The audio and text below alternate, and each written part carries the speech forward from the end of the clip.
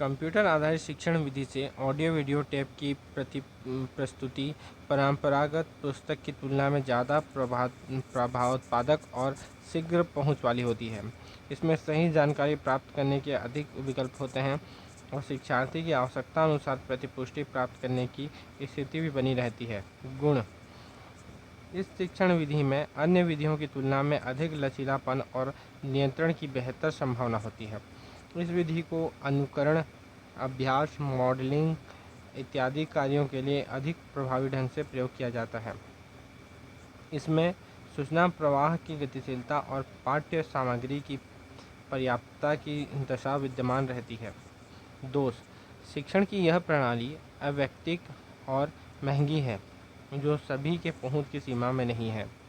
इस व्यवस्था से शिक्षण प्रणाली के लिए सुव्यवस्थित संरचना का होना अत्यंत आवश्यक है, अन्यथा प्रणाली विफल हो जाएगी। चौथा है परस्पर संवादी संवादात्मक वीडियो विधि।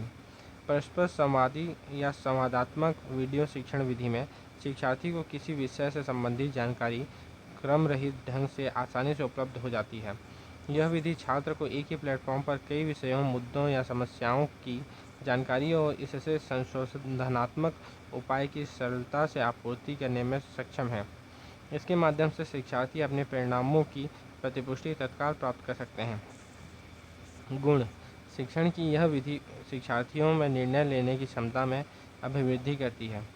इंटरएक्टिव वीडियो शिक्षण विधि का एक सरल और पारदर्शी माध्यम है। इससे प्राप्त शिक्षण सामग्री को टेक्स्ट, ग्राफिक्स, फिल्म और ऑडियो के रूप में ग्रहण किया जा सकता है।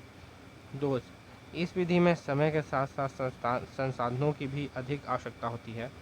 इंटरैक्टिव वीडियो की नियंत्रण प्रणाली शिक्षार्थी की पहुंच में नहीं होती, अतः यह विद्यार्थियों के विकल्प व पसंद के अनुसार अध्ययन सामग्री उपलब्ध कराने में सक्षम नहीं है।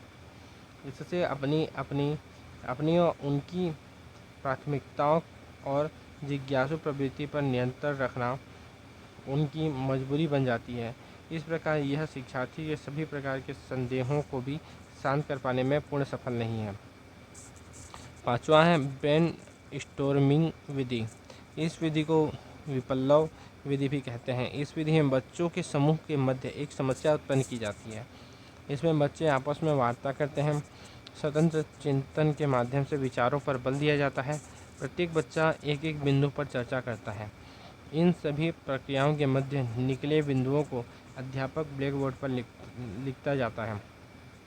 गुण: इस विधि में बच्चों के अंतर्वैयक्तिक कौशल को बल मिलता है। बालक किस मुद्दे पर मानसिक संश्लेषण और विश्लेषण के माध्यम से निष्कर्ष पर पहुंचते हैं, इस विधि से बच्चों की सृजनशीलता को बढ़ावा मिलता है। इस विधि का मूल उद्देश्य बच्चों के स्वतंत्र चिंतन को बढ़ावा देना है एवं उन्हें एक संगठित चिंतक के रूप में तैयार करना है। इस विधि का सबसे बड़ा लाभ यह है कि बालक एक जिम्मेदार नागरिक बनने की पहली सीढ़ी पूरा कर लेता है। दोष: इस विधि का सबसे बड़ा दोष यह है कि यह कम उम्र के बालकों के लिए सही विधि नहीं है। साथ ही आवश्यक नहीं है कि बच्चे अच्छे चिंतक हों और शिक्षक को इस विधि को अपनाने में रुचि हो। अतः यह विधि प्रयोगों के अधीन अपनाई जानी चाहिए। संगोष्ठी विधि। संगोष्ठी विधि शिक्षण की महत्वपूर्ण विधि मानी जाती है। प्रकारांतर से यह समूह चर्चा विधि का ही एक अलग रूप है। इस विधि में संगोष्ठी में भाग लेने वाले लोग पेपर पर अपने विचार प्रकट करने हेतु बिंदुओं को तैयार करते हैं और संगोष्ठी के दौरान उस पर चर्चा करते हैं।